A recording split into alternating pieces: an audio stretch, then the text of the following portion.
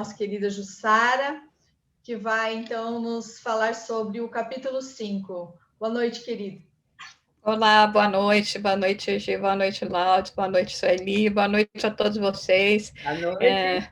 Que alegria a gente poder estar junto, estudando. Estou feliz porque eu estava doida para poder falar sobre esse capítulo. Conversei com todos os mentores para ele cair para mim e caiu. É um dos capítulos que me causou assim, um pouco mais impacto no livro, né? Obviamente, nós temos o livro inteiro é fabuloso, mas realmente nesse capítulo, como nós vamos poder ver hoje, eu vou tentar passar um resumo, porque depois as considerações vão vir da nossa querida Sueli a respeito desse capítulo. Então, nós continuamos com o Manuel Filomeno de Miranda, né? Então, ele já se encontrava lá na comunidade, né? E ele aí começa a ter o contato, quando ele vai ter o contato com a médium Malvina, com quem ele já havia cooperado e que era trabalhadora daquela casa, né? E ele começa, então, a explicar um pouquinho sobre Malvina, sobre a situação dela, sobre a situação do reencarne. E então a nossa pergunta é exatamente, né, quem foi a médium Malvina, né? O que esse capítulo nos explica a respeito da médium Malvina?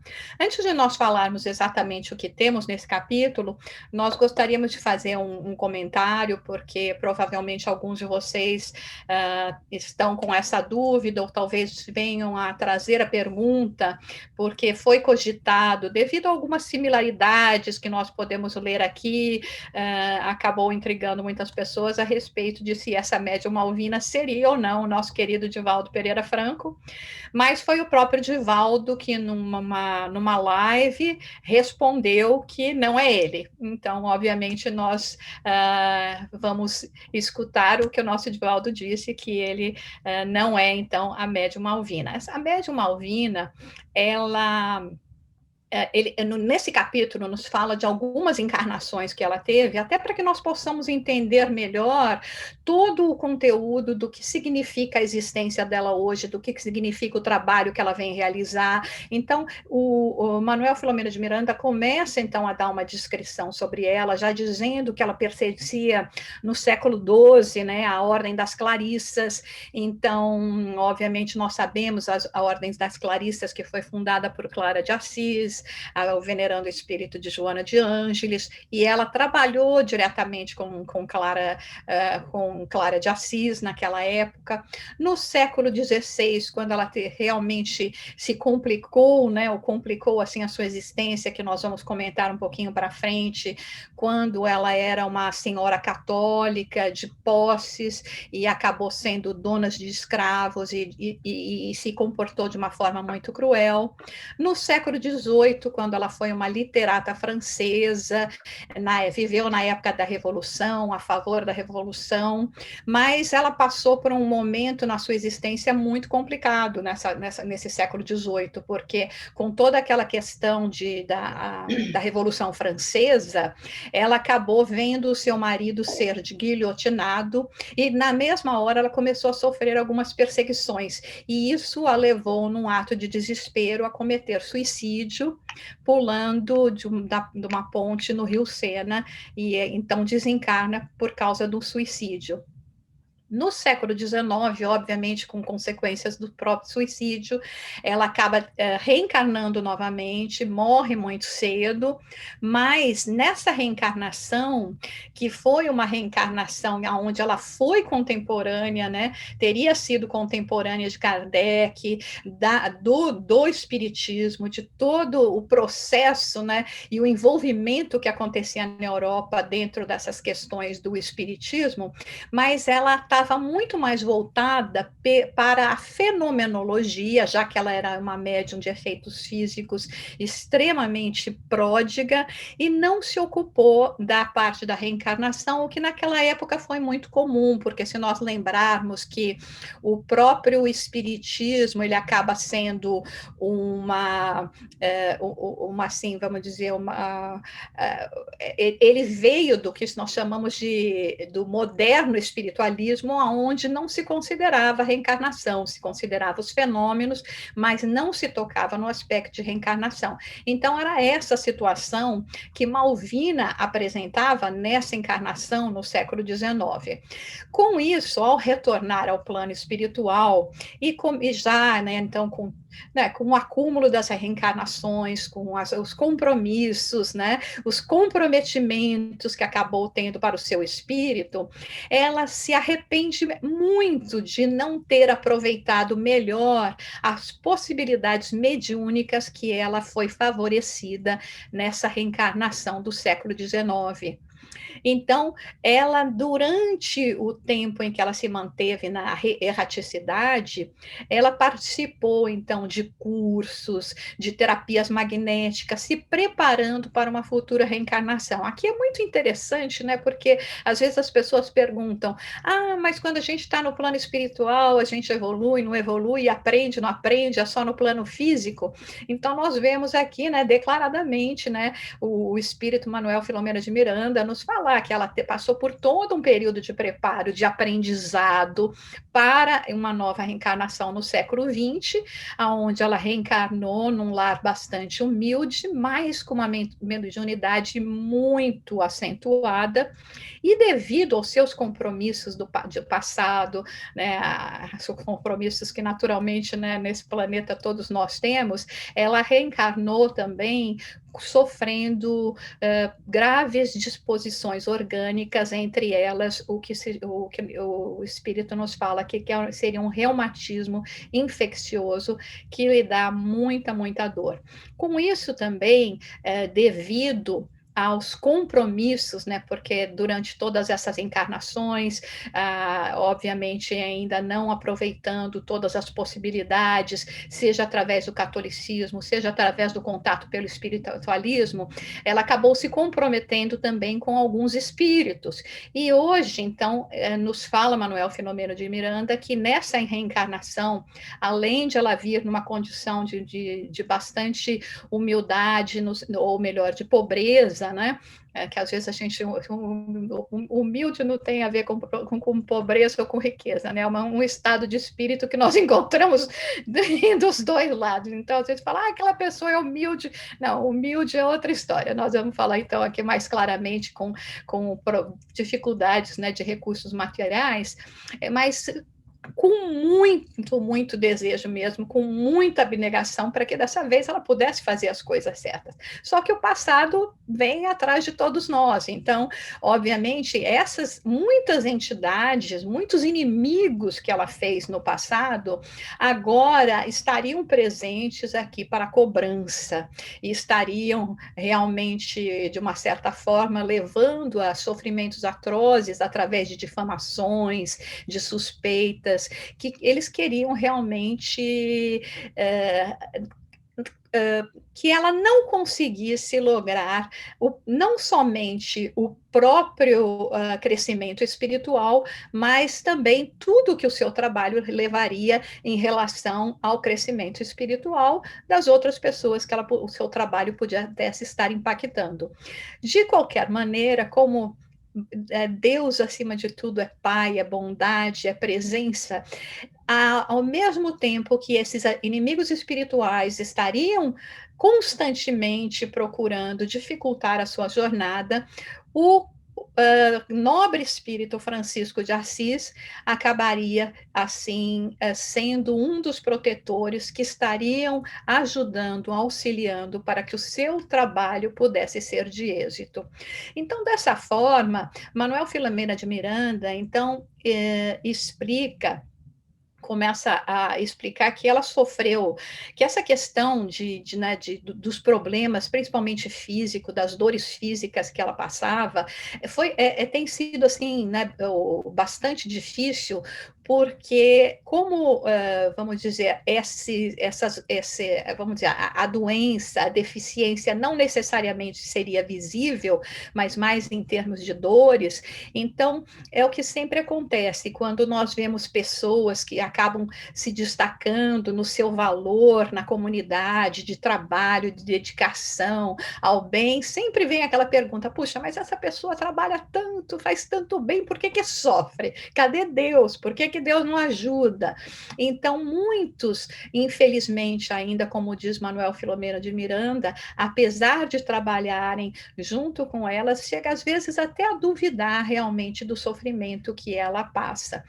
É nesse ponto que Manuel Filomeno de Miranda começa a explicar a respeito daquilo que nós, Divaldo já nos falou várias vezes, que desde abril de 2004, entidades desencarnadas que se declaram adversárias de Jesus e querem retirar o nome de Jesus e de Deus do calendário humano, elas estão realmente fazendo um processo de muito maior ataque a todos aqueles que procuram trabalhar em nome de Deus, em nome de Jesus.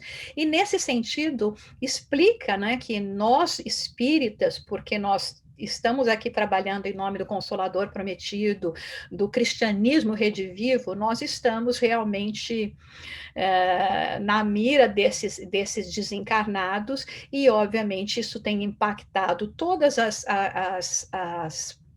as instituições, e no caso aqui especificamente essa instituição que eles estão visitando, os trabalhadores, e Malvina também mais particularmente. A ideia deles, né, na realidade, é provocar uma ridicularização, atacando todos os adeptos, principalmente as lideranças. É um momento que aqueles que estão à frente desse trabalho espírita, de estarem extremamente vigilantes no seu comportamento, porque eles vão querer desencadear assim, devassidão, destruição dos valores morais e tudo que possa comprometer o bom andamento do que a doutrina espírita nos traz. Para que eles pudessem começar já a realizar um trabalho para minimizar, para poder direcionar já todo um recurso para isso, são feitas, então, convocados para reuniões mediúnicas. Então, vai acontecer, nesse capítulo nos conta de uma reunião mediúnica, aonde essa especificamente, a médium Malvina estaria recebendo, ou estaria sendo atendido justamente um irmão muito desajustado, que era o obsessor, um dos obsessores, um espírito extremamente obstinado, insolente, que procura realmente utilizar de todas as técnicas de vingança para destruir o trabalho da médium. E ele explica, então começa até um diálogo, já começa um diálogo com o mentor, né, que ele está utilizando de todas essas técnicas que pode para fazer que realmente esse sofrimento ocorra, né? A técnica do ataque deles, né, de atacar na disposição moral, criando descrédito entre os trabalhadores que estão na instituição, porque, como diz nesse capítulo, chega uma hora que eles falam assim, qual vai ser a dor que ela vai ter hoje, né? Sempre esse tipo de coisa. E o obsessor explica que antes eles tinham até interesse em provocar a morte prematura de Malvina, mas depois eles perceberam que a morte não ia dar certo, porque como a morte não existe, né, nós continuamos, então eles falaram, ela de espírito livre, sem ter, né, que enfrentar as dificuldades da matéria, seja oriundas do sofrimento físico ou do sofrimento moral, visto os ataques que sofre, seria muito fácil. Então, e ela seguramente continuaria, uma vez desprendida do plano espiritual, trabalhando e cooperando com aquela casa. Então, eles desistiram de provocar a morte e continuaram só nesse ataque mesmo, para desmoralizar a médium, tirar o ânimo do trabalho, né? Esse espírito, né, que nós nessa altura podemos perguntar, puxa, mas eu estou curiosa, quem é esse espírito, né? Eles não nos contam, pelo menos no escape, não contam o nome desse espírito, mas diz que é um espírito que ele era grego, vivia na cidade de Patras, e que ele estava em uma batalha, que é a Batalha de Lepanto, que aconteceu em Corinto em 1571, e que e do lado dos otomanos. E essa batalha foi feita entre os otomanos e a Liga da Santa Católica, um conflito naval que, segundo descreve, né, relatam, morreram 15 mil otomanos e 9 mil cristãos, e que as águas do Golfo ficaram vermelhas como nunca antes se viram por causa do sangue derramado. No caso, ele foi capturado, ele não foi morto nessa batalha e foi levado à escravidão. E justamente ele foi escravo da médium Malvina, que na época era essa senhora católica, e que o tratou com muita crueldade, inclusive que acabou levando ele a um desencarne.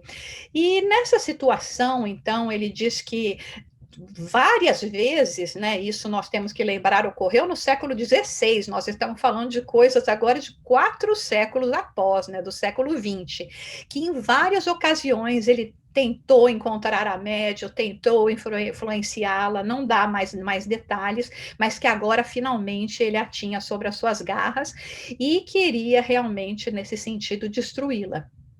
Essa entidade, então, no momento onde está ocorrendo essa reunião, pelo estado mesmo da própria entidade, e muito irritada, né, num certo momento, ela entra passa por um estado até que nós chamamos de licantropia ou zootropia, onde o espírito, obviamente, momentaneamente, perde o seu aspecto humano e adquire um aspecto lupino, né, um aspecto do lobo, daí o nome de licantropia, né, do lobo, e ao mesmo tempo que ele assume esse aspecto, né, nesse momento, ele convida outras entidades maléficas para poder fazer um ataque generalizado naquele momento e realmente impedir que qualquer progresso pudesse ser realizado. Então, várias entidades assim também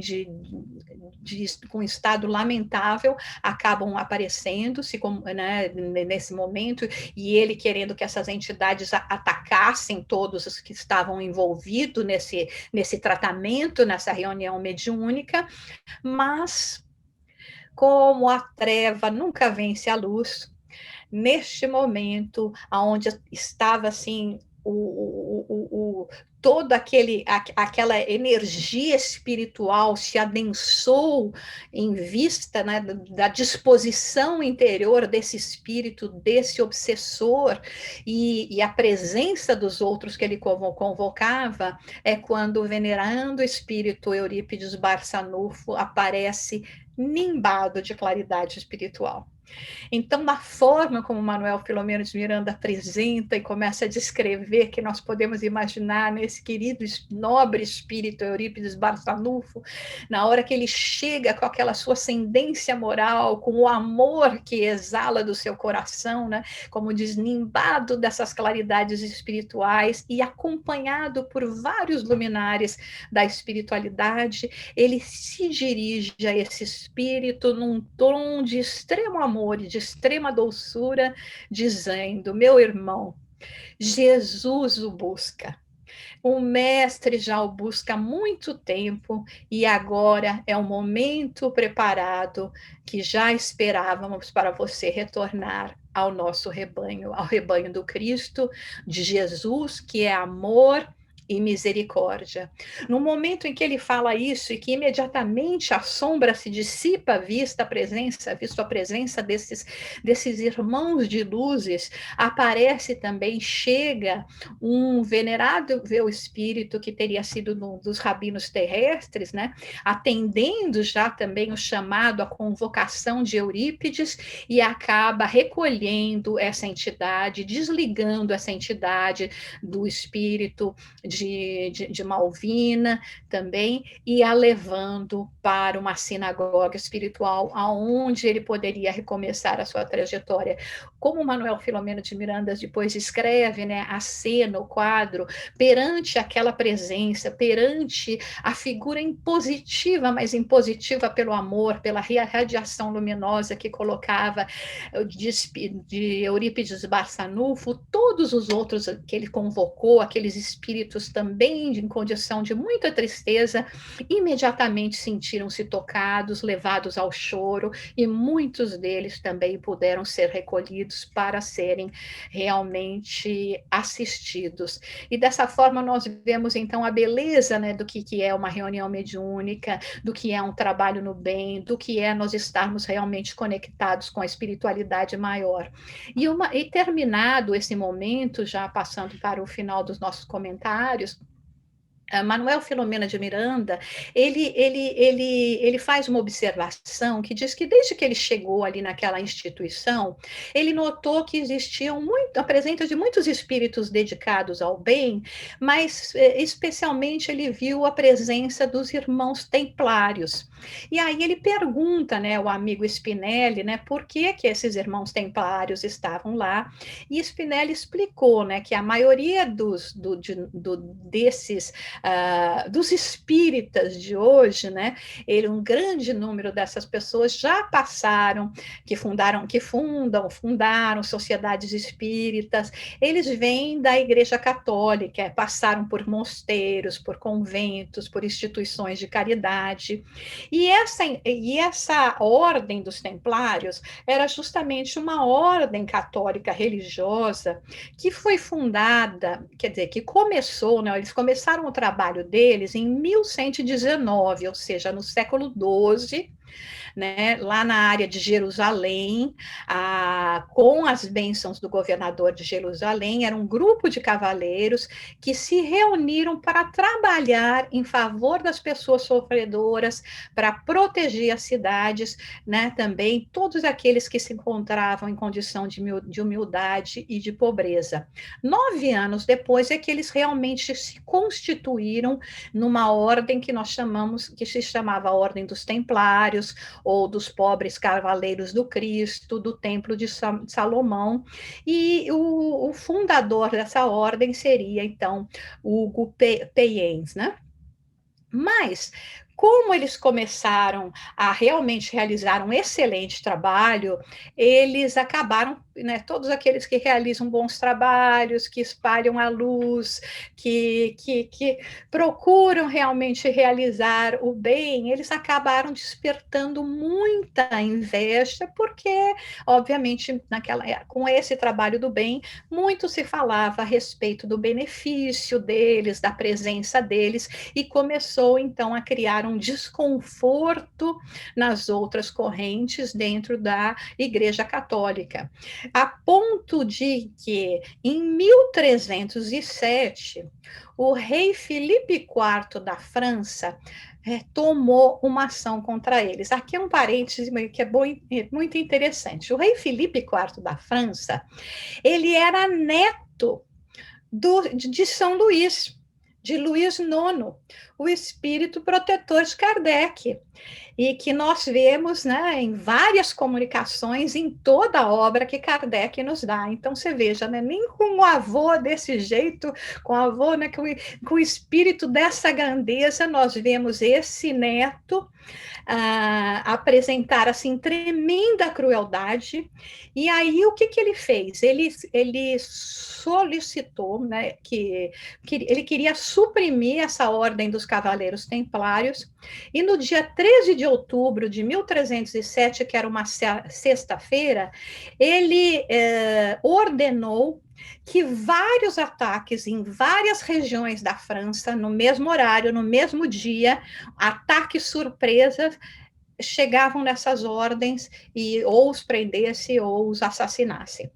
Na realidade, como curiosidade, é esse fato que deu origem à sexta-feira 13 do azar, que essa matança que ocorreu é que deu origem. Então, hoje, quando a gente fala da Sexta-feira 13, é por causa dessa perseguição dos templários que Filipe IV da França realizou nessa sexta-feira, 13 de outubro de 1307. E 5 anos após, o próprio Papa Clemente, aproveitando-se dessa situação, dissolve completamente essa ordem dos templários e todos eles foram presos com acusações que não representavam a verdade, queimados vivos, e essa ordem desapareceu. Mas nós vemos que era uma ordem extremamente dedicada ao bem, a todo esse trabalho, e por isso que hoje eles se conectam tanto a todo esse trabalho que o Espírito faz, especialmente essa organização que agora, né, o Manuel Filomeno de Miranda estava visitando, que é uma organização dedicada não só ao bem e à elevação do espírito, mas também ao auxílio àqueles necessitados. E termina esse capítulo, então, fazendo um comentário a respeito da pandemia, e um comentário muito sério, porque diz especificamente que nós precisamos estar tomando cuidado, respeitando as ordens para evitar contaminação, porque, caso contrário, nós vamos estar ameaçados com a intemporalidade do seu término. O que significa isso? Que uma coisa que podia ter durado 1 ano, 2 anos, pode se prolongar muito mais se nós não tivermos esse contato. E que, justamente para que nós possamos receber da bondade divina esse convite de mudanças de hábitos, de comportamentos, é que a cada periodicamente alguns desses fenômenos acabam chegando até nós, a comunidade, para que nós possamos refletir a respeito da nossa maneira de viver e de novas atitudes. Então, esse é o resumo do capítulo que nós temos para hoje, agradecendo, então, a atenção de todos vocês, e aqui ansiosos para ouvir, né, os comentários da nossa querida Sueli, que vai nos expandir ainda mais o nosso entendimento a respeito dessa maravilha dessa obra. Muito obrigada, Jussara. Sueli, a palavra está com você.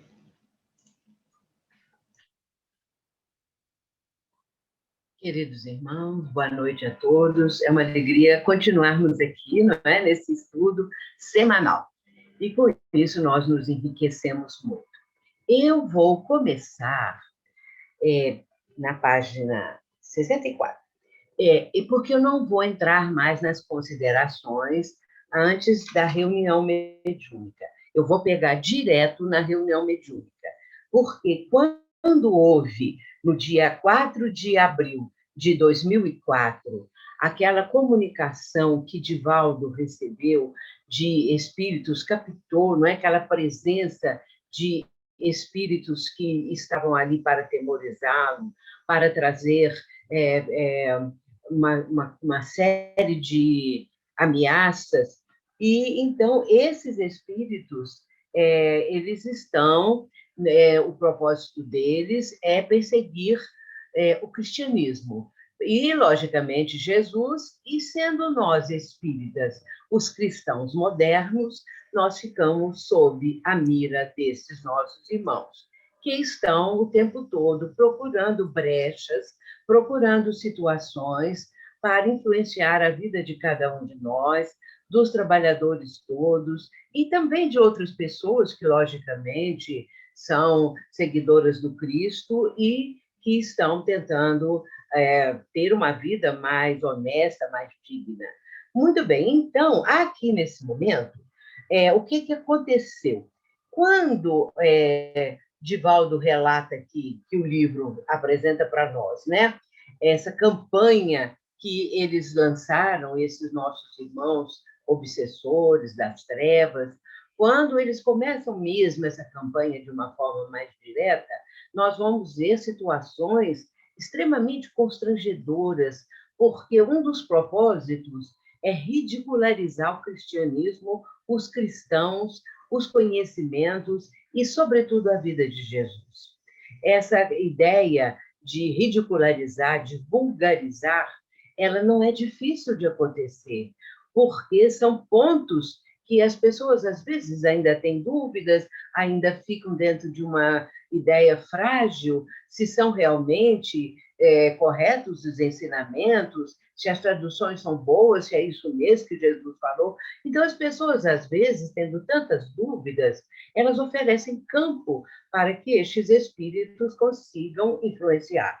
E aí, acontecendo isso tudo, nós vimos que agora, recentemente, coisas terríveis acontecendo, de situações de muitas questões assim muito baixas, muito vis, questões assim de ridicularizar o mestre, e com isso fizeram teatro, fizeram filme, fizeram isso e aquilo, para que Jesus ficasse sendo como uma pessoa muito vulgar e também muito cheia de incompreensões e também de defeitos, incompreensões pelos defeitos, não é?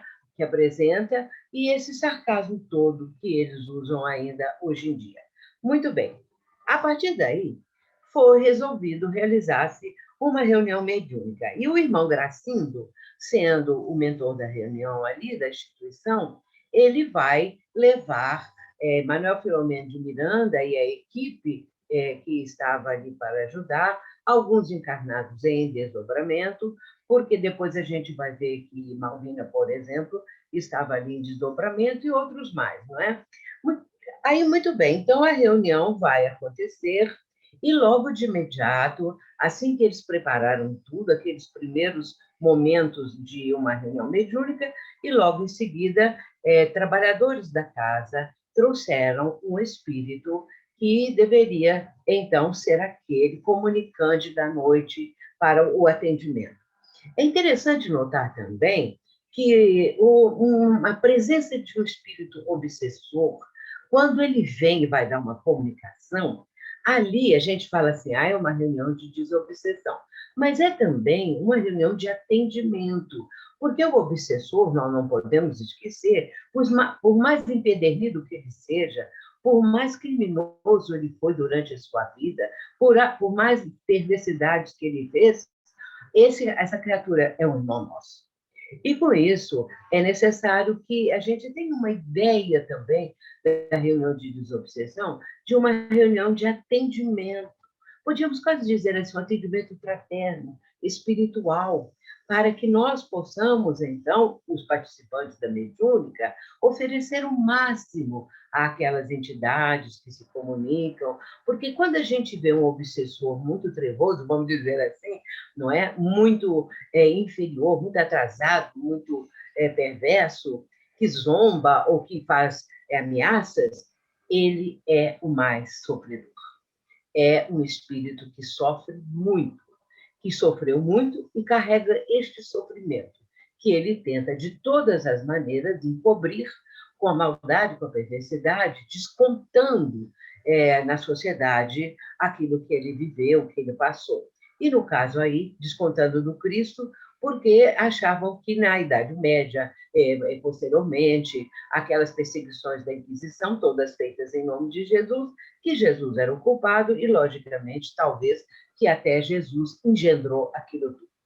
Muito bem, então é interessante que o espírito vai se comunicar, e nós, é claro, aqui temos um cabedal de conhecimentos, de coisas para a gente poder aproveitar bem a situação, mas o tempo é muito curto e nós não podemos passar por cima de apresentar, vamos dizer, várias conversas e argumentos, que os argumentos são interessantíssimos, tanto do espírito comunicante como do mentor que está atendendo.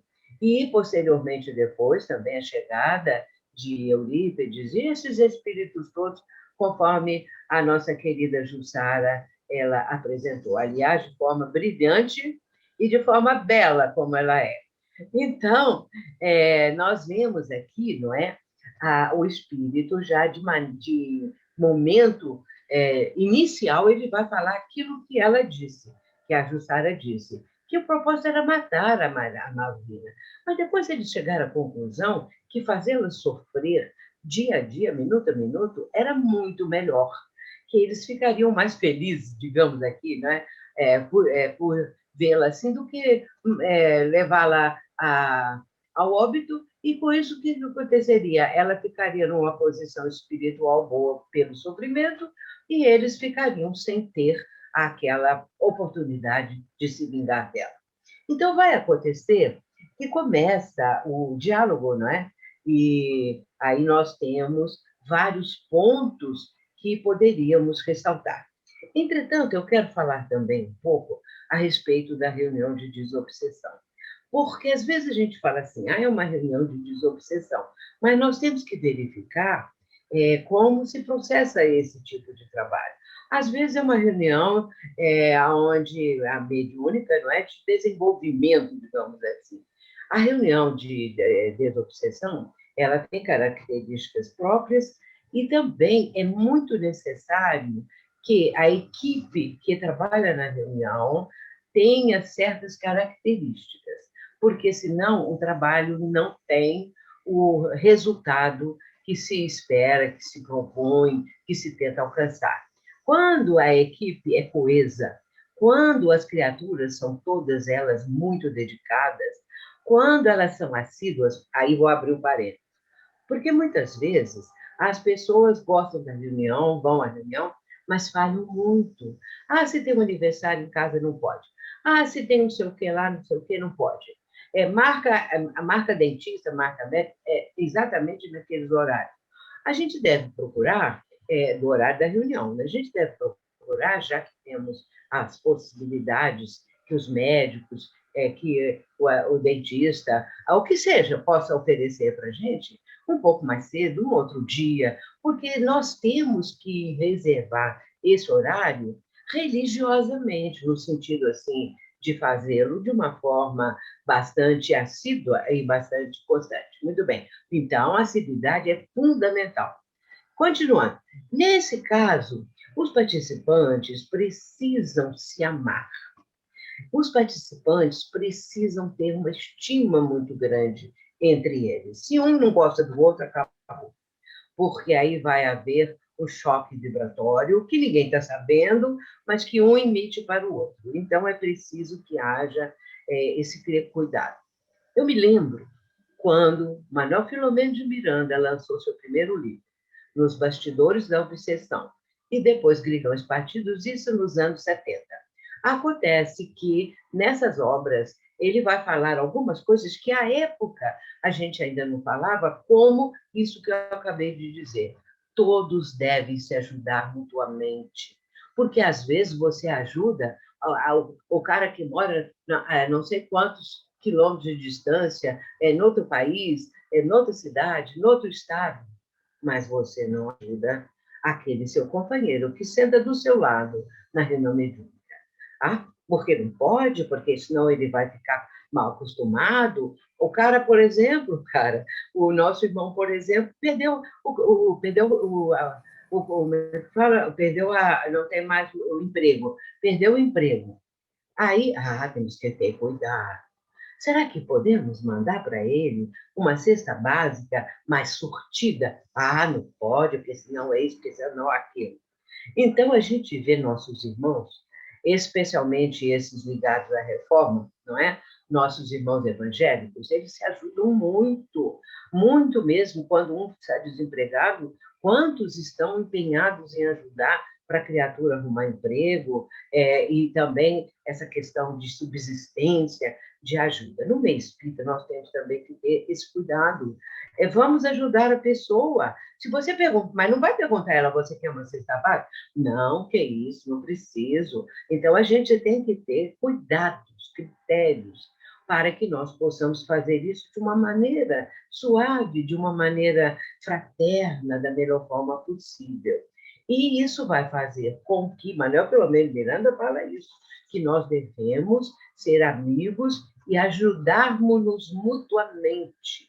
Se o companheiro está com a esposa, por exemplo, hospitalizada, se está precisando disso ou daquilo, nós podemos oferecer para aplicar passes, nós podemos oferecer para isso ou para aquilo, porque eu ajudo uma pessoa que mora lá na Cochichina e não ajudo o meu companheiro que está sentado ao meu lado. Por isso, esse livro dele, esses dois, tratam muito desses assuntos assim, e a época foi assim fantástico, porque eram detalhes ainda não divulgados, comentados. Isso eu estou falando dos anos 70. E aí foi quando nós começamos a nossa presença junto, quer dizer, a presença, ao contrário, de Manuel Filomeno de Miranda em nossa vida, em nossas reuniões. E aconteceu que nós os chamávamos de MPM, porque o nome é mais comprido, então a gente falava o MPM, ele fala, eu vou contar agora como que foi que eu conheci o MPM. Conheci entre aspas, né? Então, o MPM era, já naquele momento, nosso querido. Todo o tempo nós falávamos isso, resolvemos fazer um seminário de 2 dias sobre os livros dele, e fizemos, e o tempo todo assim, porque o MPM fala isso, fala aquilo. E eu, então, na época, dirigindo esse grupo, esse departamento da nossa casa, ainda era no Centro Espírita Ivon Costa, não era ainda na casa de Ana de Anjos. Então, aconteceu que eu resolvi escrever uma apostila. E eu fiquei tão entusiasmada que eu escrevi uma apostila de 60 páginas. Então, quase que era um livro. Foi esse livro, essa apostila, que se tornou o meu livro, Obsessão, Desobsessão, porque o pessoal da FEB gostou e falou para mim assim, se você escrever um livro sobre isso que está aqui, nós publicamos. Então, a espinha dorsal do meu livro, Obsessão, Desobsessão, é exatamente essa apostila. Muito bem, então, aí nós estávamos preparando esse evento, faltando 2 dias, quando na casa onde nós estamos, que é a Aliança Municipal Espírita de Juiz de Fora, e então chegou lá uma senhora. E eu estava com o meu grupo, que éramos 5 pessoas, 5 senhoras também. Aí chegou uma senhora e perguntou se poderia esperar por uma pessoa que marcou com ela, e nós falamos, perfeitamente, a senhora senta aqui, fica aqui conosco e tal e tal. Aí, de repente, ela falou assim, tem um espírito aqui muito interessante. Ela falou assim, olha, um espírito muito bom, estou sentindo muito bem com a presença desse espírito. Eu falei, a senhora sabe quem é? Ela falou assim, olha, ele está falando uma coisa muito esquisita. Eu acho que ele está falando que eu não sei o nome dele, ou se é uma inicial, alguma coisa, é MPB.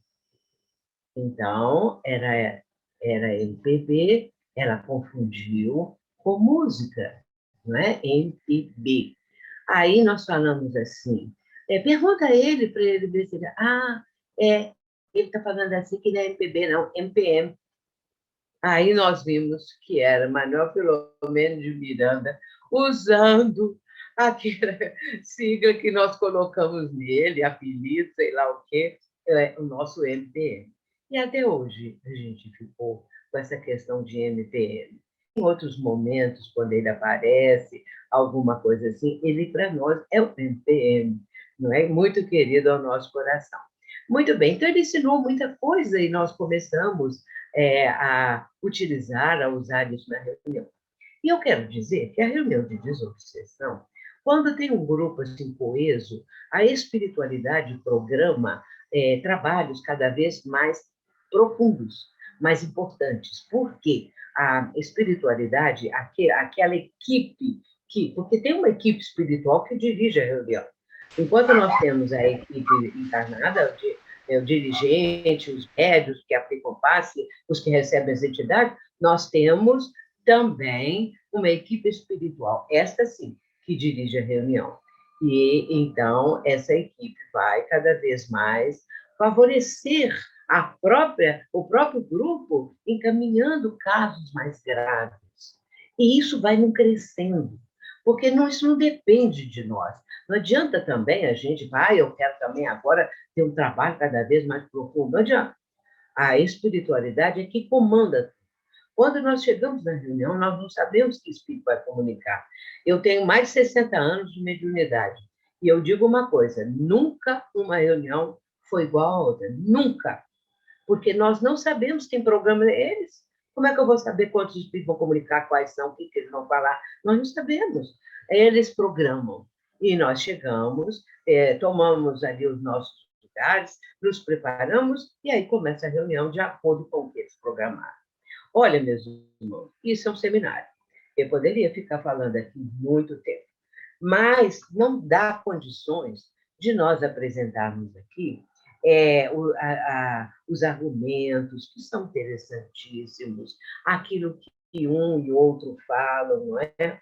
E então aconteceu que o espírito foi, à medida que o benfeitor ia argumentando, ele foi perdendo também os argumentos próprios, até que há um momento em que o mentor muda o tom. Isso é muito importante para quem é doutrinador, mudar o tom, entendeu? Muda tudo. Então, ele vai fazer, de repente, uma pergunta de chofre diferente para o espírito comunicante, porque pode se deve fazer perguntas, não é? Então, é a hora que ele vai falar com o espírito. Aí, no caso, não é propriamente uma pergunta, mas o tom mudou, porque ele vai dizer o seguinte: você, como todos nós, esposo apóstolo sacramentano, somos filhos de Deus, que nunca nos abandona e que nos entregou a Jesus para conduzir-nos docemente ao seu rebanho. Muito bem, então ele mudou. Nessa hora, o que aconteceu? O espírito começou a chorar, porque ele foi tocado nas suas fibras mais íntimas. E aí ele não aguentou. Até então ele estava intragável, impossível, né? Aí, de repente, ele começa isso. Então, Eurípides Barçanufo, esse espírito tão amado também por todos nós, vai conduzir ali o final do trabalho, quando o espírito do Rabino, né? O espírito que era Rabino aqui na Terra, ele vai acolher o espírito naquele condição ainda muito tenebrosa, não é? E vai levá-lo. E esse espírito, então, foi encaminhado. Nós vemos aí muitos pontos que poderíamos citar, mas vamos deixar agora para que a continuidade possa acontecer. Muita coisa ainda poderíamos falar. Um dia nós vamos fazer, então, um seminário sobre isso. Ficamos 2 dias falando sem parar desse assunto. Que Jesus nos abençoe. Muito obrigada. Muito obrigada, Sueli. Olha, eu acho que ninguém ia achar ruim se você continuasse falando e desse um seminário para nós, viu? É uma boa ideia. Só gostaria de esclarecer aqui algumas dúvidas com relação à data que o livro foi escrito, as reuniões aconteceram. Então, ali na página 64, ele vai falar que desde o mês de abril de 2004, as entidades foram dando os avisos que iriam, então, atacar o Cristo, né? Mas que esse trabalho mediúnico aqui, então, ocorre nesse ano de 2020, e pelo que a gente conseguiu entender ali, é um trabalho de desobsessão que acontece durante o sono, desdobramento parcial do corpo, no mundo espiritual. Certo, Sueli? Estou certa? Sim, está certo. Não, eu não disse isso. Eu disse não, que alguém veio com dúvida aqui. A ameaça do espírito é que foi nessa data de 2004. E aí, isso. Depois que Divaldo narra isso, que todos ficam sabendo, que vai fazer a mediúnica, né? Porque aí ele começa a campanha, né? É isso, não, porque as pessoas estavam com dúvida ali no chat, estavam comentando, ficaram assim, meio inseguras com relação à data, perguntando se... E aí a gente, então, gostou de esclarecer. Então, se ninguém quiser mais... Oi? Fez bem. Se ninguém mais quiser fazer seus comentários, nenhum coordenador, nós vamos passar para as perguntas. Então, a primeira pergunta é para a nossa Sueli. Então, não, assim... eu? Vai emendar. Quer que eu passe para outro? Quer que eu passe para outro? Eu acabei de falar, deixa eu tomar fôlego. Tá bom. Então, a gente volta para a Jussara. É que eu sou tímida. Sem problema. Jussara, a pergunta chegou assim. No capítulo 1, página 21, e no capítulo 5, os benfeitores fazem referência aos inimigos do bem disfarçados em servidores, que usam de argumentações odientas e vulgarização dos ensinos. Observamos que muitos desses têm se colocado na posição de líderes e também se utilizado do púlpito e das mídias para falar. Como os servidores do bem, aqueles que já estão despertos, devem se posicionar diante desta realidade? Poderia falar um pouco do que está sendo considerado, entre aspas, conservador e, entre aspas, progressista em nosso meio? Pensando em termos de leis morais, não parece que se tem deturpado a ideia da lei de progresso, intitulando o que é conservador como ultrapassado, portanto, deve ser desconsiderado? Essa pergunta também é excelente, daria até mais do que um seminário para a gente responder, mas nós vamos responder em menos de 5 minutos. Pensando primeiro, para que nós pudéssemos convidar a todos a sermos caridosos nos nossos julgamentos e exercitarmos também a tolerância em relação aos nossos irmãos. Porque se de uma forma, hoje, nós estamos realmente assistindo isso acontecer, muitos daqueles que se declaram espíritas, com ideias assim equivocadas, porque no nosso nível ainda de inferioridade, nós temos aquilo que, né, nos deixamos muitas vezes levar pela nossa teoria do achismo, né, daquilo que nós achamos que nós sabemos mais, que nós temos a melhor resposta para como fazer essa disseminação, que nós é que sabemos como vamos chegar nos nossos irmãos e causar mais impacto, que a coisa está muito lenta, que se nós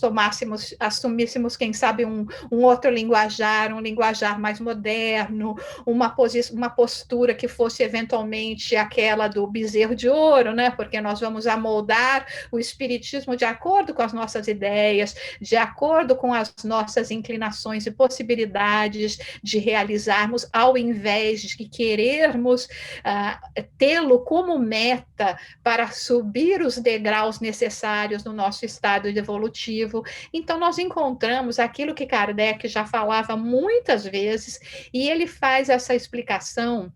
Ele escreve um artigo na Revista Espírita, gente, nós temos que ler a Revista Espírita, pelo amor de Deus, como diz Kardec, como diz Divaldo, quem não leu a Revista Espírita, os 12 números, não pode nem dizer que é espírita ainda, é Divaldo falando, não é Jussara, não. Nessa Revista Espírita de março de 1863, ele faz um comentário que é o seguinte, ele escreve um artigo que se chama Os Falsos Irmãos e os Amigos Inábeis, porque ao mesmo tempo que ele está dizendo que existem aquelas pessoas que vêm de acordo com essa questão que nós estamos falando agora, que elas estão deliberadamente trabalhando contra o espiritismo, existem aqueles que dentro da sua boa vontade, mas do seu entendimento limitado e achando que eles têm melhores formas, assim a gente podia até dizer do pobre coitado do Judas, né? Judas olhava para Jesus e falava, mas Jesus é muito humilde, é muito coitadinho, assim ele nunca vai se transformar em rei, eu tenho que dar um empurrãozinho aqui. E o que ele fez? Foi lá, né, vendeu, se vendeu, aceitou, né, as moedas lá dos fariseus, porque ele achava que não, aí Jesus vai fazer, agora Jesus vai ser obrigado a se mostrar, não respeitando o tempo, não respeitando aquilo que é necessário para que o progresso vá ocorrendo verdadeiramente de dentro para fora. Então, Kardec fala que essas pessoas que ele chama de amigos inábeis do espiritismo, eles são mais prejudiciais à causa espírita do que os próprios inimigos. do que os próprios irmãos que estão deliberadamente querendo destruir. Então, nós temos que tomar muito cuidado, porque, de novo, nós vamos encontrar duas categorias: aqueles que estão fazendo deliberadamente, por questões, até como nós falamos na ordem dos templários, porque as pessoas, aqueles trabalhadores do bem têm se destacado, têm feito um bom trabalho, então eles procuram encontrar falha nesses trabalhadores e vão encontrar em muitas, porque não tem como a gente não ter falha. E aqueles que, então, assumem essa ideia de que eles sabem melhor como fazer, e isso vem dentro dessa ideia do progressista, né? Como nós sabemos, espiritismo só tem um.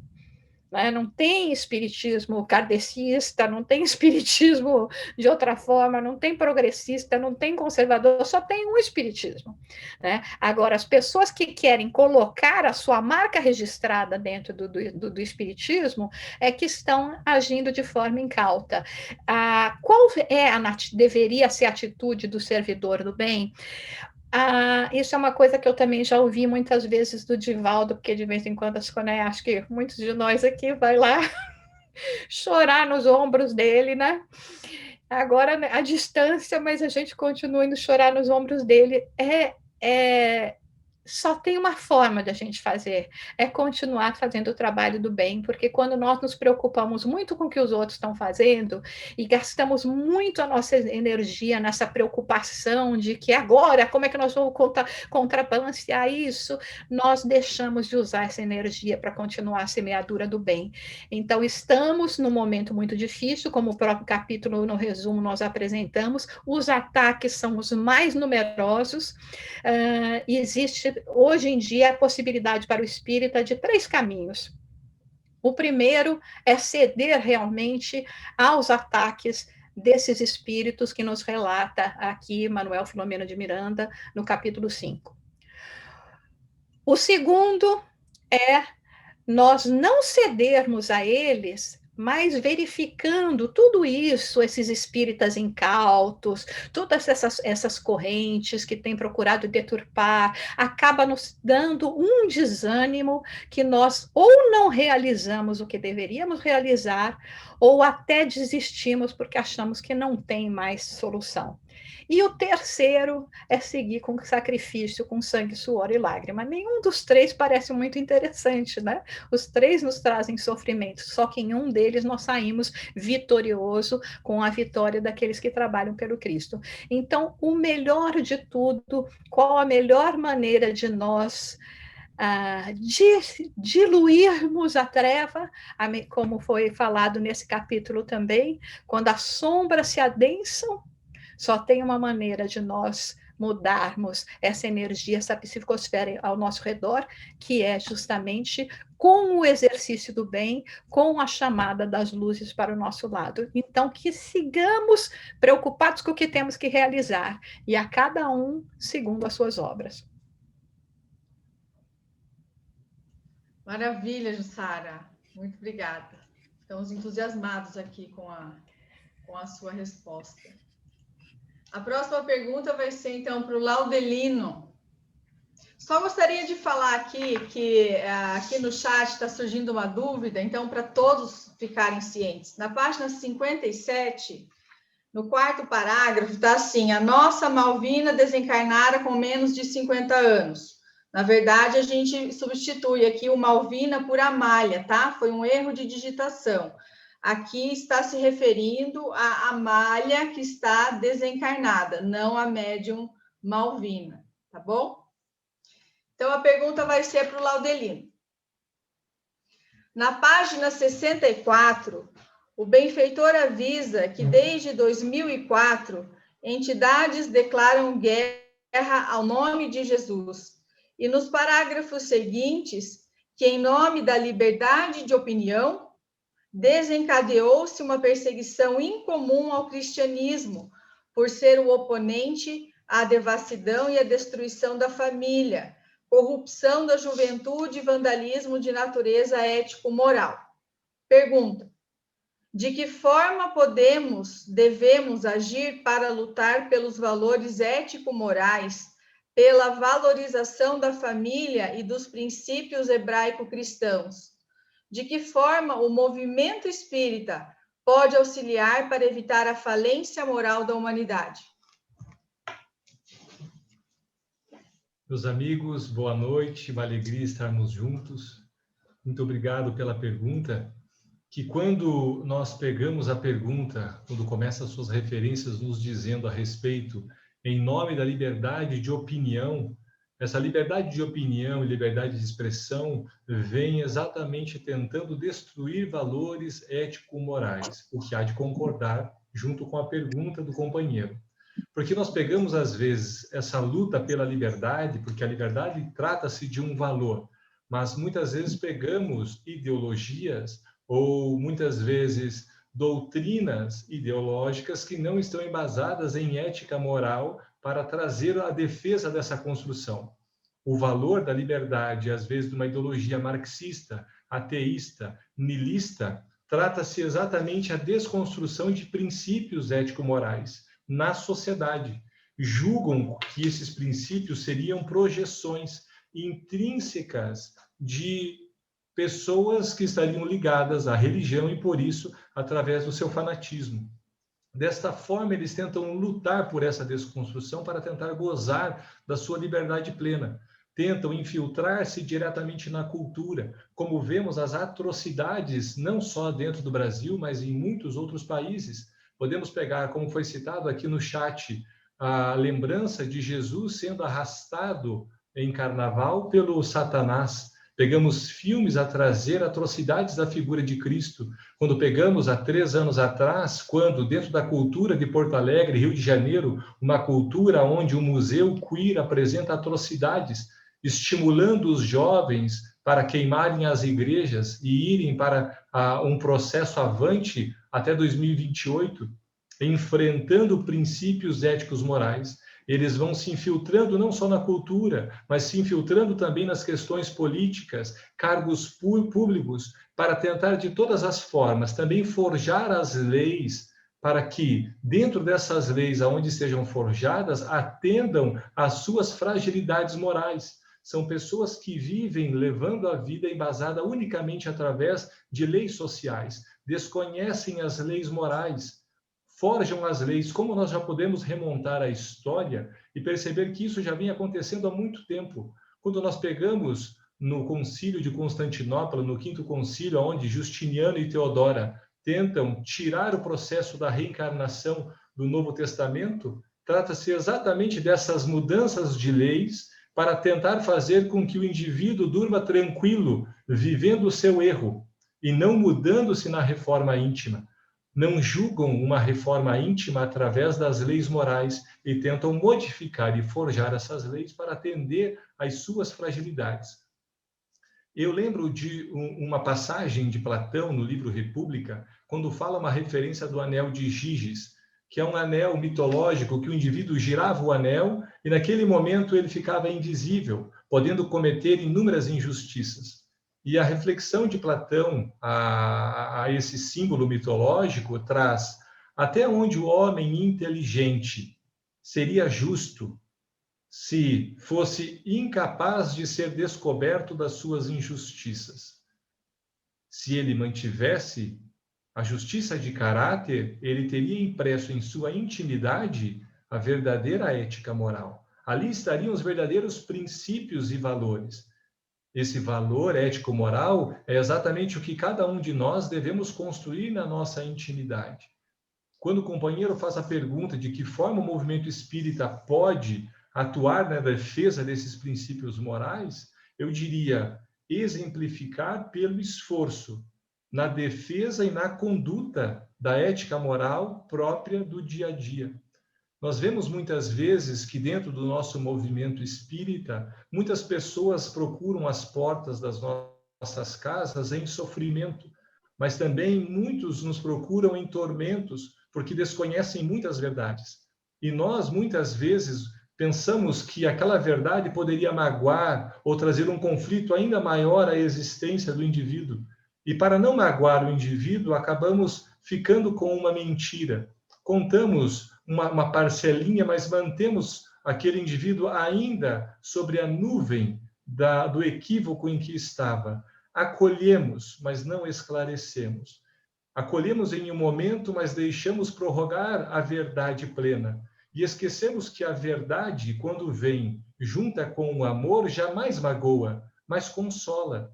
Da forma em que vemos os equívocos batendo à porta da nossa casa espírita e nós ainda optamos para manter as mentiras, ao invés de apresentar a verdade na realidade embasada pelo amor, estamos transformando dentro das nossas colunas uma doutrina acolhedora e não mais a doutrina consoladora.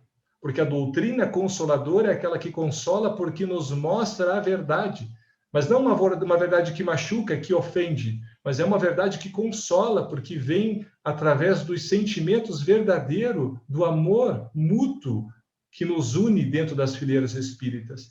Devemos resgatar essa verdade através dos valores ético-morais que nós devemos imprimir no nosso espírito, na nossa vida diária. Ali está a proposta da reforma íntima. Quando nós estivermos lutando para enfrentar a defesa dessa verdade, já não mais a timidez, mas sim a audácia de apresentarmos a verdade plenamente, mas não através de debates, porque se há um debate, há um vencedor, mas através da conduta real. Não queremos vencer e deixar alguém caído, mas queremos apresentar a verdade em uma luz capaz de iluminar sem gerar sombra, mas a luz tem que brilhar de dentro para fora. Acredito que dessa forma nós estaremos fazendo o movimento espírita crescer. Dessa forma, os valores ético-morais estarão crescendo lado a lado do espírita, junto com esse movimento espírita em que todos nós estamos inseridos. Muito obrigada. Então, agora a próxima pergunta vai ser para Eulália. A pergunta é: por que foi necessário o desprendimento de ectoplasma para desmascarar o espírito, de forma que ele se apresentasse como um ser lupino? Não seria possível aos espíritos benfeitores realizarem este processo pela indução mental, hipnose? Qual o benefício para a entidade comunicante com este processo? E aí, Eulália, eu vou te pedir para você fazer um gancho e também nos falar a respeito da importância dessas reuniões mediúnicas durante o desprendimento parcial no sono, que as pessoas estão com muitas dúvidas, perguntando por que precisa existir reunião mediúnica no desprendimento e não fazemos somente aqui enquanto estamos no estado de vilegiatura.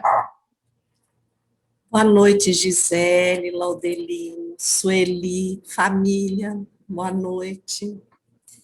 É muito importante essa pergunta, aliás, eu estou dentro do seminário que a Sueli está pronta para oferecer, se for 7 dias, estamos lá. As advertências que ela nos oferece há tantos anos. E aí eu tinha sugerido no grupo a leitura do livro Nos Domínios da Mediunidade, exatamente no seu capítulo 28, que fala das materializações, dos efeitos físicos. Há toda uma explanação de Aulus, do benfeitor Aulus, nos advertindo como no mundo material, nas reuniões mediúnicas comuns, que não são comuns, como a Sueli bem nos destaca, a influência dos pensamentos do médium, inclusive o risco que isso oferece quando usamos a reunião mediúnica para solicitar favores pessoais aos espíritos, ou quando colocamos em xeque algum tipo da afetividade com um dos participantes, nós, se ali está um médium de efeitos físicos doando ectoplasma para o auxílio da espiritualidade, nós colocamos em risco até pela contaminação. Então, para responder à pergunta inicial, nós fomos ao livro Tormentos da Obsessão, no capítulo Impressões Marcantes, na página 199, onde se narra um espírito que está totalmente enclausurado, retendo o fluxo mental, e, obviamente, isso vai provocar uma deformidade que pode fazer um caminho contrário, levar o seu perispírito à perda da forma. E, nesse capítulo, segue um parágrafo dizendo que esses processos de interiorização, de monoideia entre os malfeitores ou obsessores e aquele que se cobre de culpa, difere dos lamentáveis casos de zoantropia, licantropia, porque estes últimos normalmente são produzidos explorando a culpa da vítima pelo processo de hipnose, que é o que a pessoa nos pergunta aqui. Quando nós vamos ao livro de Hernani Guimarães Andrade, Espírito, Perispírito e Alma, ou vamos à biologia para conhecer a célula, a gente fica maravilhado de ver que o ectoplasma, eu vou pegar esse trecho para clarear, o ectoplasma, situado entre a matéria densa e a perispirítica, assim como um produto de emanações da alma, é um recurso peculiar, não somente ao homem, mas a todas as formas de natureza, e em certas organizações fisiológicas, especialmente na raça humana, ela comparece em maiores proporções e em relativa madureza para a manifestação necessária aos efeitos físicos que analisamos. Aí, no caso, a gente está falando da médium Malvina, que tem essa potência ectoplásmica, que tem uma ligação de muitos séculos, de muitas vidas com o obsessor, e nós percebemos que no ectoplasma, quando Hernani Guimarães Andrade o estuda e recolhe outros estudos, ele diz que ele é representado por uma substância comum às nossas células, a todas as nossas células, e com um grande número de leucócitos.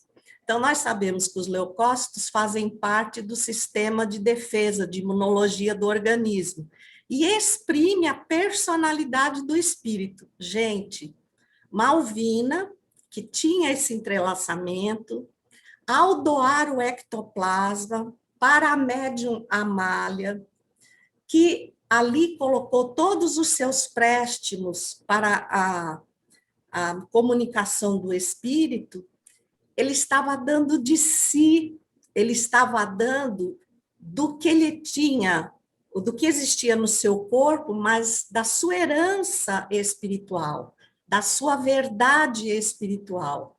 E é muito interessante, porque o capítulo 28 Nos Domínios da Mediunidade, Aulus diz assim: nosso amigo, o médium de efeitos físicos, polarizando as energias do nosso plano, que é o ectoplasma, funciona como entidade maternal, de cujas possibilidades criativas os espíritos se utilizam, né, tornando-se quase como filhos dele.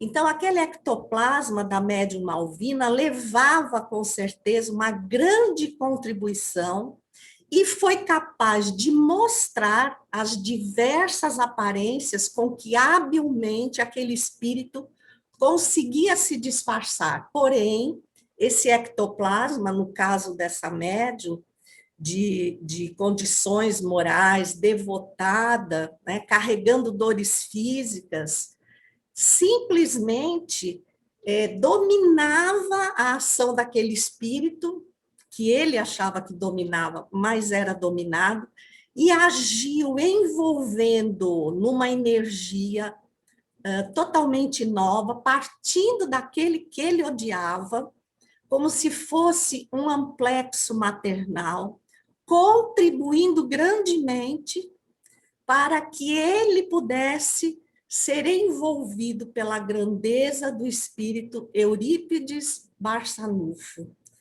Então, a gente precisa lembrar, gente, que esse material ectoplásmico, ele sai do protoplasma, né? O protoplasma, em citologia, ele é a parte líquida do citoplasma. Então, a célula tem membrana, citoplasma e núcleo. No citoplasma, o protoplasma é a parte líquida e tem todas as organelas que seriam como órgãos do corpo, entre elas, a mitocôndrias. E quando a gente faz a pesquisa no lado científico, a gente percebe que se você tirar o núcleo de uma célula, ela vai se multiplicar sem uma formação específica, como no caso do nosso corpo, a cada órgão, a cada setor, a célula se diferencia. Se você tirar a mitocôndria, a célula morre. Então, descobriu-se que na mitocôndria está o correspondente material da ordem do espírito, da herança espiritual, e o núcleo é o armazém onde a cadeia hereditária vai propiciar essa diferenciação. Ou seja, quando nós falamos de ectoplasma, nós falamos também do espírito, da sua herança e da formatação que ele foi capaz de dar ao corpo. Então, a gente vê que foi necessária, sim, embora realizada no mundo espiritual, e a obra de Manuel Filomeno de Miranda está cheio desses exemplos. A reunião estava em maior segurança, pela não participação dos encarnados, às vezes totalmente mal preparados. A doação do ectoplasma serviu para que ele descarregasse todas as suas impressões, todas as fisionomias, inclusive a lupina, né? E recuperasse a sua forma. Nós sabemos que o ectoplasma é altamente utilizado pelos benfeitores nas nossas reuniões, porque esses espíritos trazem em si um sofrimento que é tão denso que mais se identifica com o campo biológico do que com o campo espiritual. Então, o ectoplasma, que está entre esses dois mundos, serve e muito para amenizar as dores. Eu agradeço, espero que tenha sido clara, mas fico à disposição. Foi ótimo, Eulália. Como todos estão hoje inspiradíssimos, né, Sueli? Isso, ótimo.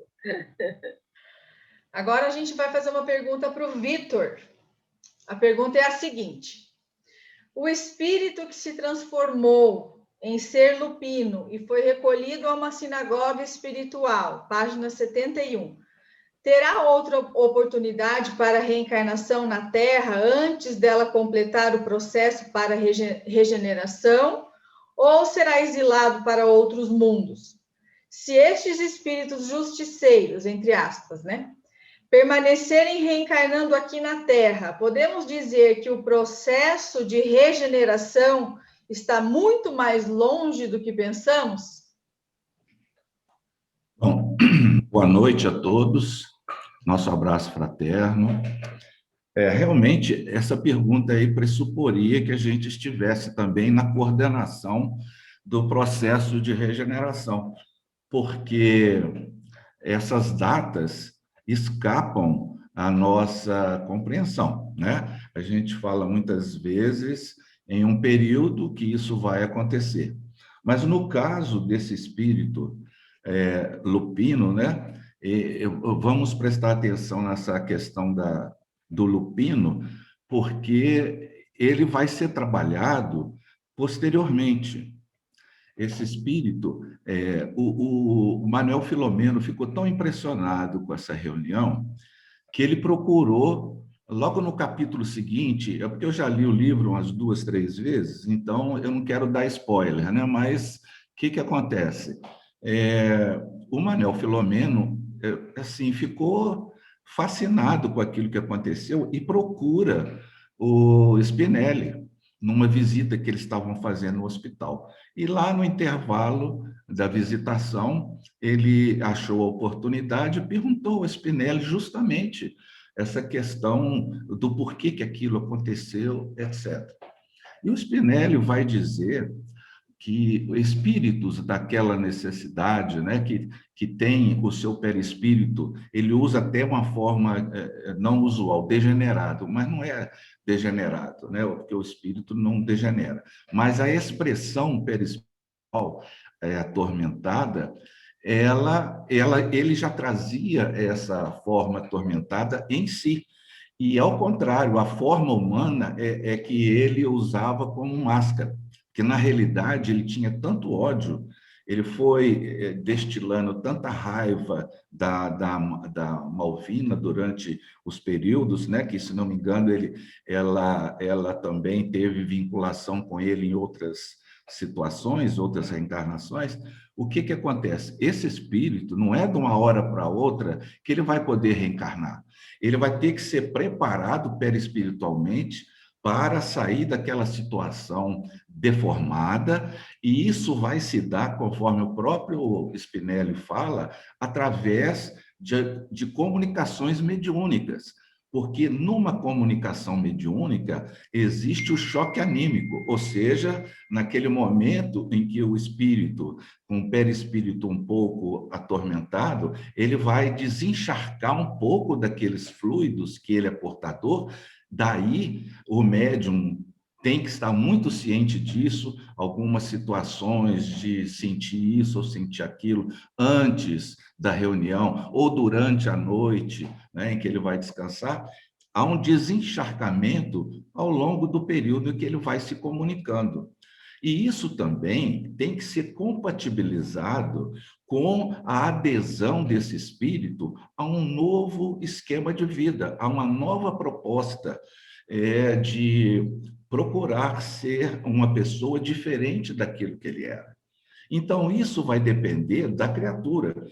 Não vai ser só o perispírito dele ficar pleno na forma humana para que ele possa gerar um corpo humano. Não. Existem muitas coisas, porque esse assunto é infinito, né? Pode ser que um espírito, ele tenha o perispírito ainda não tão completo e vai gerar uma criança traumatizada fisicamente. É uma forma também dele ir expungindo, com reencarnações, vamos dizer, curtas, mas se ele não aderir ao processo, isso vai ser difícil. O que é essa adesão? É transformar o arrependimento dele em algo que o mova para melhor, em que ele procure realmente estabelecer parâmetros para modificar o seu processo evolutivo. Aí entra a questão da não raiva, dos primeiros rudimentos do amor, da tolerância, da afabilidade. Ou seja, é desenvolver o que ele já traz em si como os germes da perfeição, que Kardec e os benfeitores espirituais vai falar para a gente. Bom, aí isso tudo eu falei para dizer o seguinte: se ele tiver uma recuperação tão boa e se ele vibratoriamente tiver uma condição de que seu perispírito, ao longo de algum tempo, ele se recompõe, e se durante esse tempo a transição estiver ocorrendo, é lógico que ele vai continuar aqui conosco, mas se isso não der certo, ele vai, quando fala der certo, no sentido dele não adotar a postura de se melhorar, ele vai continuar nessa situação, mas não agora fora da transição, porque a Terra só admitirá entre seus habitantes aqueles espíritos que tenham tendência ao bem, que vibratoriamente estejam numa sintonia com uma situação de paz, de procura do melhor. Os espíritos que não estiverem coadunados nessa sintonia, automaticamente, não vai ter porteiro nenhum impedindo, eles não vão poder reencarnar. É o que aconteceu na época lá de um dos orbes de Capela. Jesus recebe um grande contingente e eles vieram. Até hoje, segundo Emmanuel fala em A Caminho da Luz, existem capelinos entre nós. Isso tem 5, 6, 7 mil anos. Então, não é? Então, depende, é uma pergunta muito genérica. Se eles aderirem ao programa de melhoramento, eles vão permanecer aqui. Marcelo, a pergunta que chegou foi assim: na página 74, o benfeitor afirma que os descuidos e desrespeitos estabelecidos para evitar-se a contaminação têm aumentado os prejuízos causados e surgem ameaças para a intemporalidade do seu término. Pergunta: diante desta afirmação do mentor, é correto afirmar que as vacinas atualmente produzidas não serão suficientes para fazer com que a humanidade volte ao seu ritmo equilibrado? Como fazer entender que a pandemia é convite rigoroso à mudança de hábitos e de comportamentos? Quais hábitos e comportamentos devemos mudar? Marcelo, fica tranquilo se passar 5 minutos do tempo, tá? Pode ficar à vontade. Perfeito, perfeito. Primeiramente, gostaria de agradecer muito a todas as formulações e as perguntas que foram feitas, desde o resumo até todas as outras respostas que foram excepcionais. Muito obrigado pela oportunidade de estarmos aqui. Vejo aí duas perguntas. A primeira, se teríamos vacinas suficientes para toda a população. Eu quero crer que as vacinas que estão sendo produzidas sobre o patrocínio, sobre os auspícios dos diversos governos, dos diversos laboratórios, poderão alcançar esses números satisfatórios para que possa abraçar a população. Logicamente que isso vai estar determinado, vai ser diretamente proporcional ao nível de empenho que cada governo, que cada povo tenha nesta relação. Logicamente, temos os nossos karmas individuais e os nossos karmas coletivos, mas iremos orar, todos nós estamos orando, para que os governantes e os agentes sanitários possam trabalhar de forma diligente para que os medicamentos, as vacinas possam estar aí disponibilizadas. Não temos como responder se haverá vacinas para todos. Vamos orar para que tudo isso possa acontecer e os governantes possam ser devidamente inspirados pela espiritualidade maior para tomarem as decisões adequadas neste sentido. Na segunda parte, na segunda pergunta, acredito com relação à intemporalidade, ou seja, será que quanto tempo vai durar esta pandemia? Todos nós estamos sujeitos às leis de causa e efeito.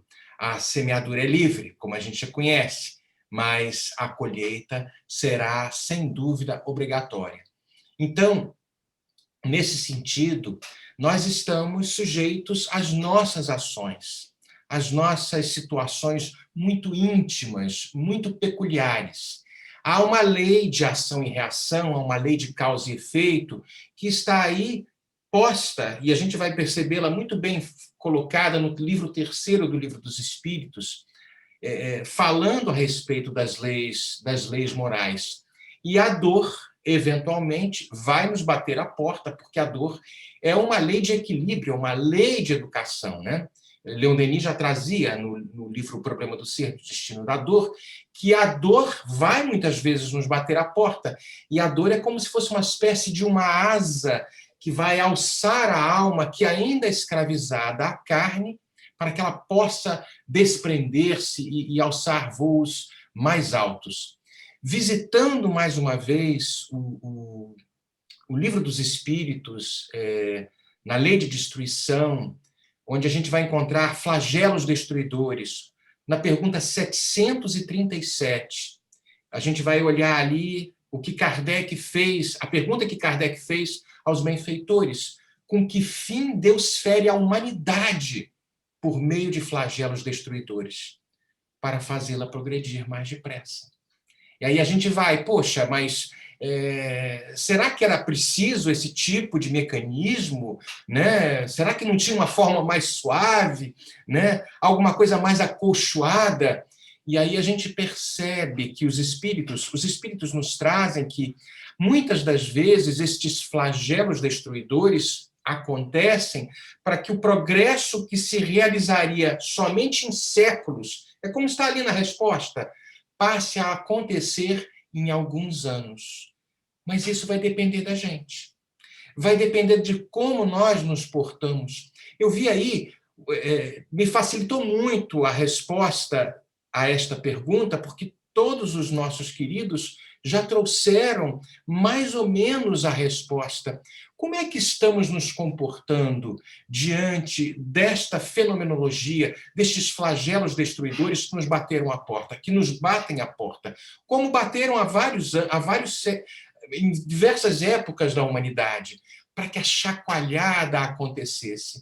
Será que a gente está ali tomando esse tipo de situação como um passeio pelo parque ou de forma séria, nos precavendo, para que nós não sejamos vetores de transmissão desta enfermidade, porque nós somos responsáveis. Pode ser que tenhamos um pouco mais de resistência imunológica, mas acabamos sendo aqueles que incubam o vírus e transmitimos aos nossos entes queridos e a outros pela nossa displicência.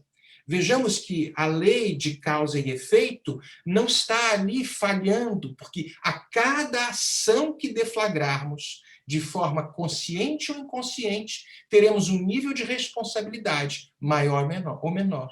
Mas, principalmente, nós que somos cientes desta doutrina, que é consoladora, que é reveladora, que ela nos traz algo muito a mais, seremos mais ainda responsabilizados se formos nos comportar de forma inconsequente. Por isso, o padrão, o caráter de intemporalidade.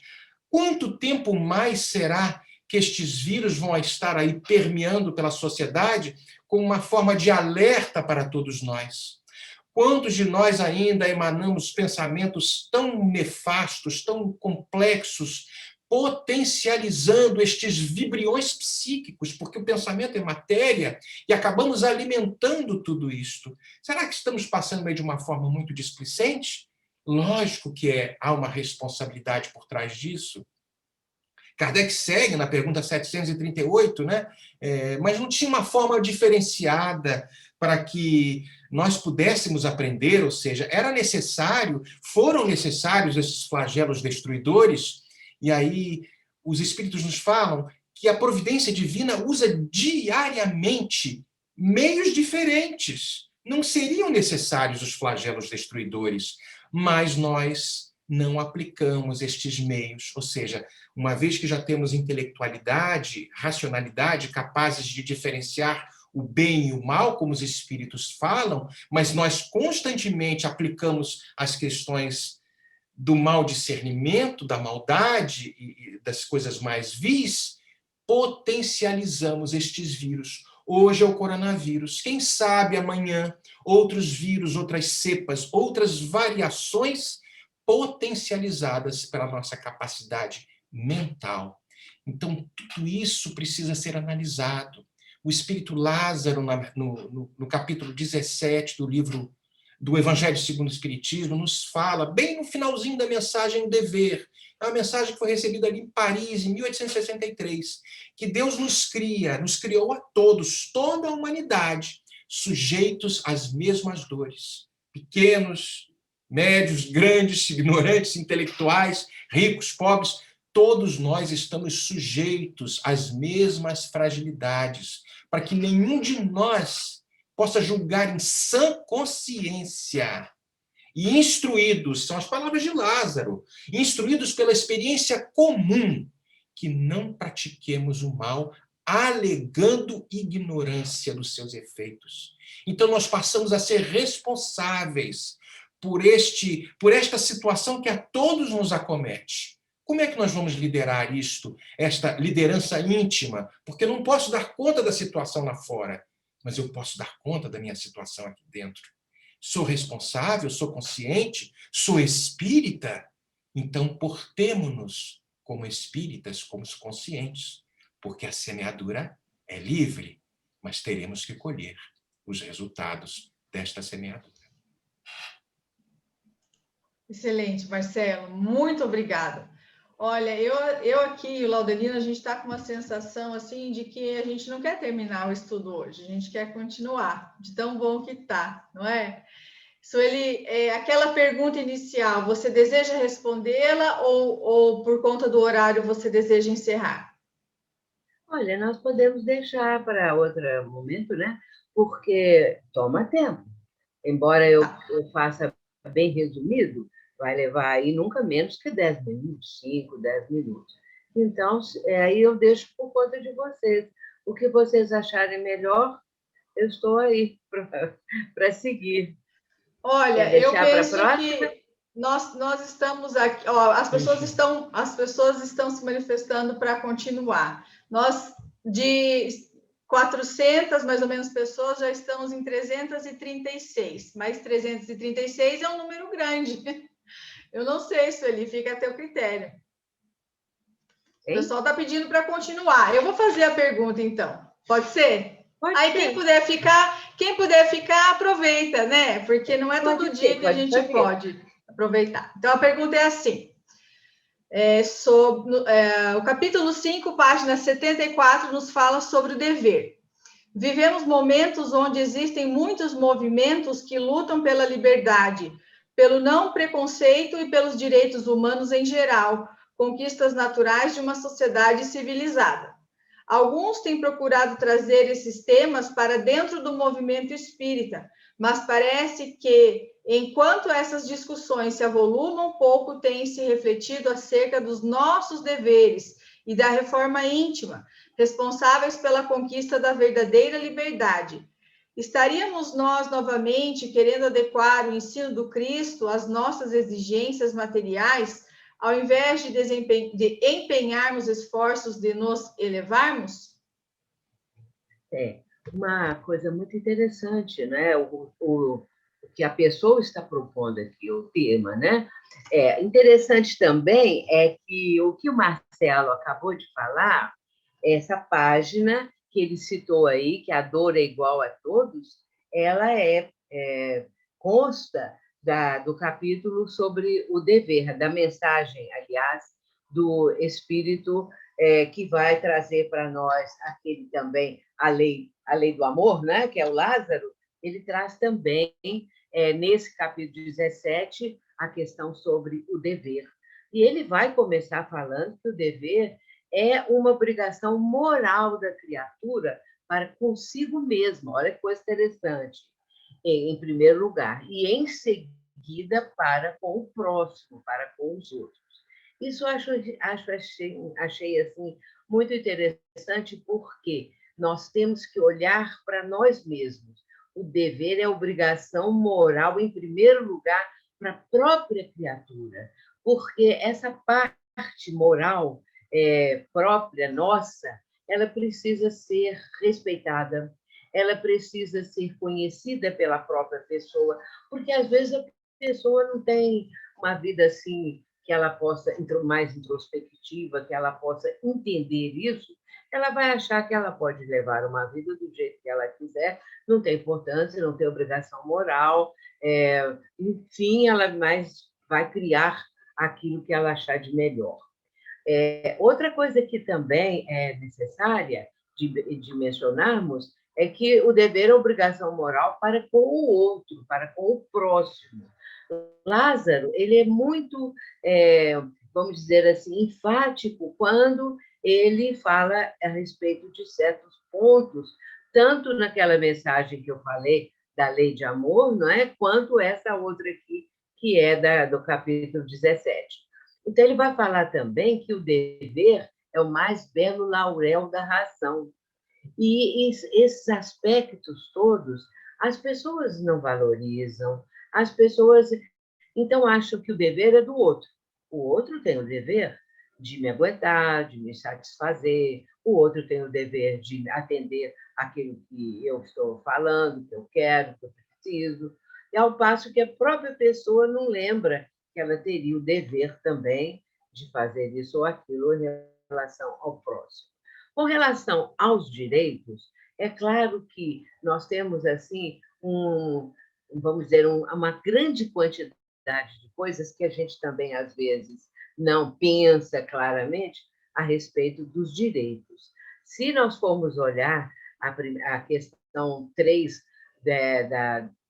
daquilo que a ONU apresenta como a organização, não é, desses deveres do próximo, da vivência, do que o próximo merece, a primeira coisa que a gente encontra é que, aliás, a terceira, é que o primeiro momento, o primeiro direito da pessoa é o direito à vida. Então, se nós formos assim olhando a mescla dessas coisas todas, nós vamos encontrar muitos pontos que necessitamos aperfeiçoar, necessitamos melhorar. Essa questão do direito à vida é tão pouco valorizada, a pessoa às vezes não valoriza nem sua própria vida, porque pode achar que ela não presta, que é isso, que é aquilo, e a vida dos outros, que aí a pessoa pode tirar a vida do próximo. E hoje em dia nós estamos vendo também, em certos países, a legalização do aborto, que está tirando, não é, esse direito fundamental, que é o direito à vida do espírito que retorna, mas como as criaturas não têm essa noção a respeito da vivência do espírito, que somos espíritos imortais, porque esse conhecimento é fundamental. Se todos soubessem que nós somos espíritos imortais e que a vida continua, essa questão de tirar a vida do próximo, a questão de impedir que uma criança, que um espírito renasça, possa vir com todos os seus direitos, isso não aconteceria mais.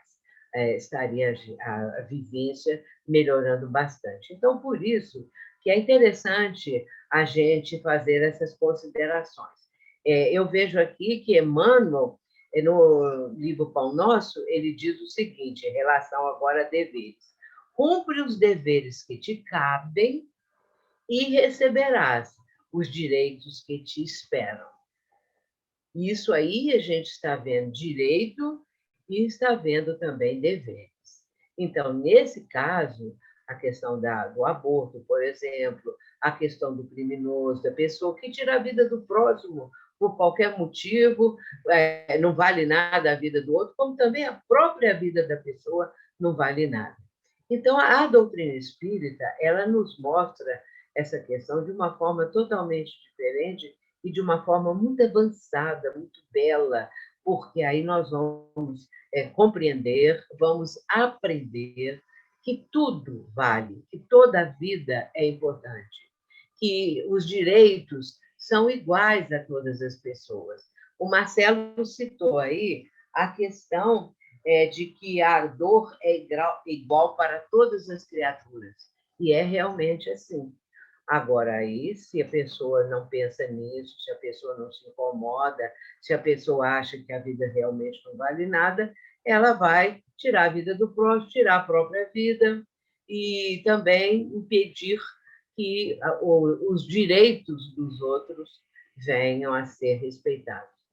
O respeito, ele, em relação de uma pessoa para outra, é muito importante.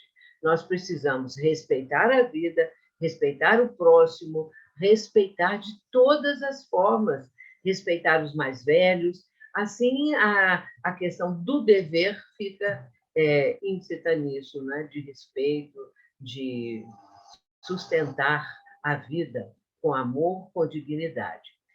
O Lázaro é um espírito fantástico, né? Quando ele escreve a respeito do amor, eu não vou poder deixar de falar uma pequena frase do Lázaro, que está na Lei de Amor. Ele fala assim, no meio do assunto: quando Jesus pronunciou a divina palavra amor, os povos sobressaltaram-se e os mártires, ébrios de esperança, desceram ao circo. O Espiritismo vem apresentar a segunda lei desse alfabeto divino, a reencarnação, que levanta a lápide dos túmulos vazios e trazem o espírito à nova vida. Portanto, isso tudo junto é o dever que nós devemos manter e o direito do próximo. Excelente, Sueli. Obrigada. Então, meus amigos, agradecemos mais uma vez a presença de todos, a colaboração de todos os coordenadores, o empenho nas respostas, esclarecimento de dúvidas.